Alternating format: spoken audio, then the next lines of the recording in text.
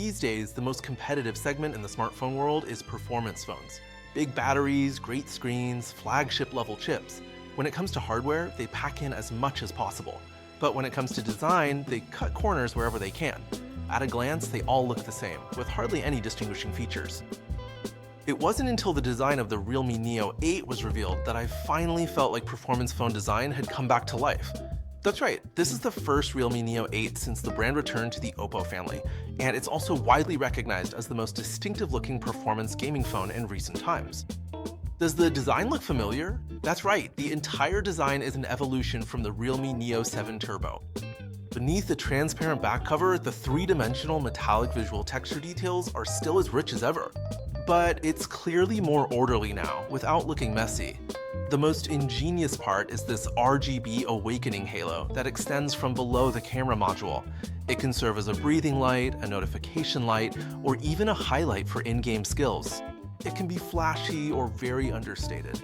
This entire design has both a sense of quality and ceremony. It's impressive on the outside, but what really matters is the inner strength of the realme Neo8, especially this first ever 165Hz high refresh rate Samsung M14 OLED display. We've already thoroughly reviewed the screen in our previous video, so if you're interested, feel free to check that out. To sum it up for you, the screen gets top marks and is tuned to perfection, ranking firmly in the top tier among its peers. It's even on par with some flagship displays. In fact, it's the best 1.5K screen we've ever tested in our lab. So what kind of games benefit from a 165Hz ultra-high refresh rate? That's right, FPS shooting games, where quick reactions are key to winning. This time, the Neo8 directly supports native 165 FPS high refresh rates for 5 major shooting mobile games. Let's pick 2 of them to test right now. First, let's look at Peacekeeper Elite running at 165 FPS with smooth graphic settings.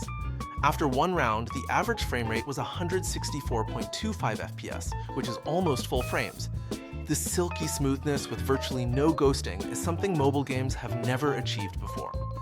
Throughout the entire test, the Neo8 had an average power consumption of 5.5 watts, and the highest temperature on the device was just a bit over 40 degrees Celsius. Similarly, in Delta Force with 165 FPS and smooth graphic settings, it achieved 163.77 FPS. Both power consumption and temperature control were excellent, showing that a lot of effort has gone into optimizing performance for ultra-high frame rates.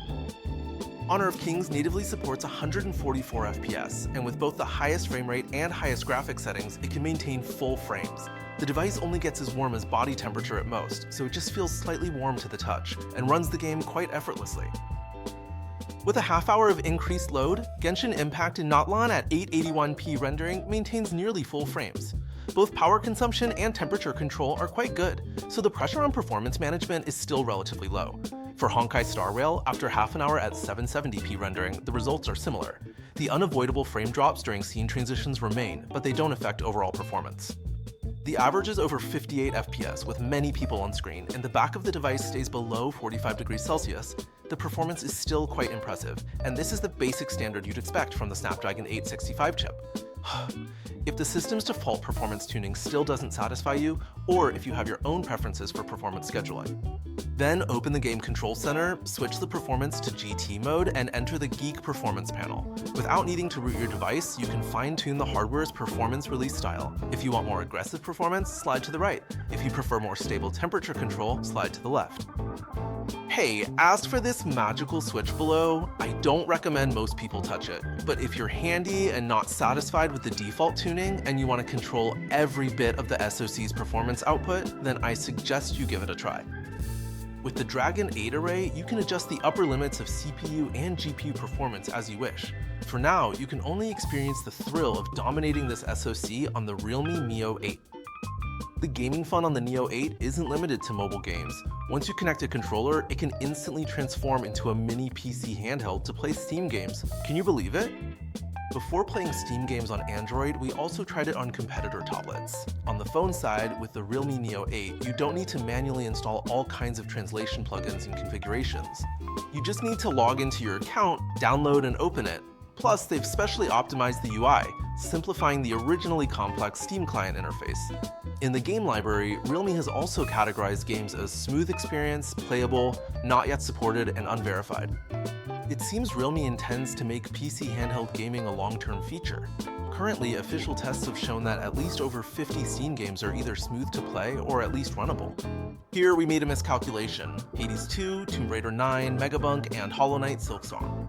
The gameplay is actually quite smooth, especially with Silksong, where it maintains close to 60 frames per second for long periods.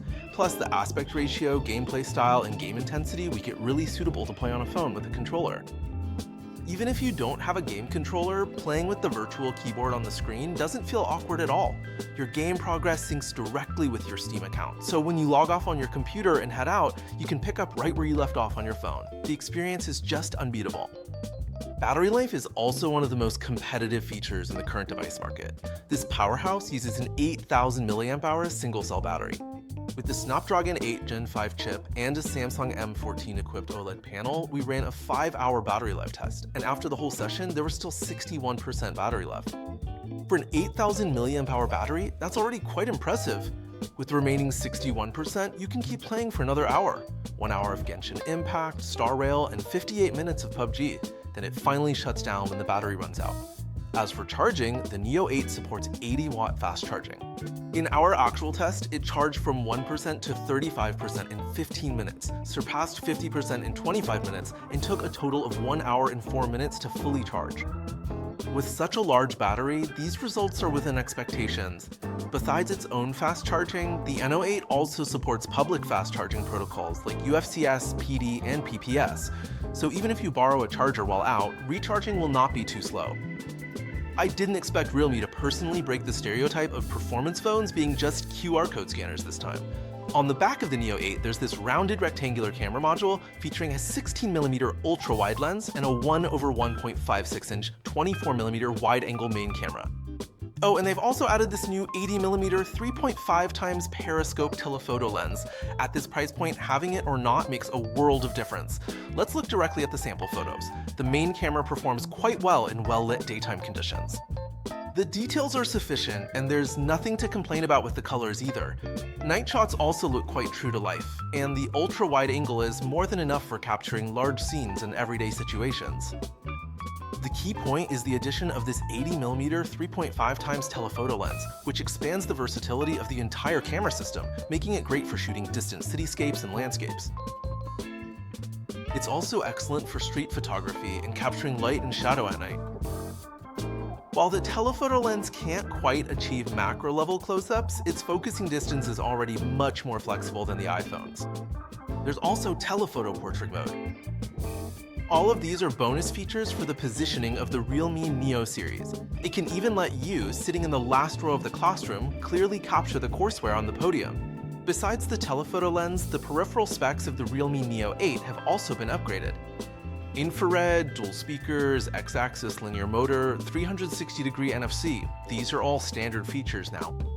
Early last year, some flagships were still debating whether to cut costs by using short-focus fingerprint sensors, but this year the Neo8 has gone straight to ultrasonic fingerprint recognition.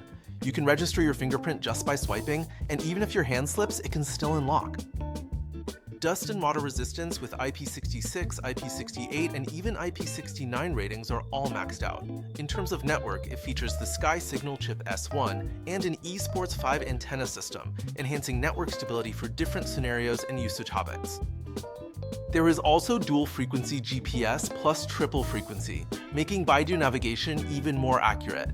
This time, the Realme Neo8 reminds me of the Realme brand's slogan: "Dare to leap ahead from design to hardware and from hardware to the esports experience." I think the Realme Neo8 truly embodies the spirit. This nearly top-tier 165Hz high refresh rate Samsung M14 screen is just 1.5K flat, so there's really nothing more to say.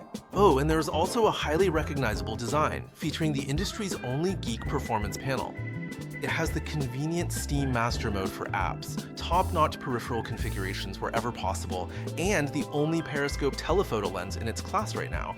If you're looking for a performance gaming phone with a comprehensive set of features within this budget, I think the Realme Neo8 is definitely worth considering.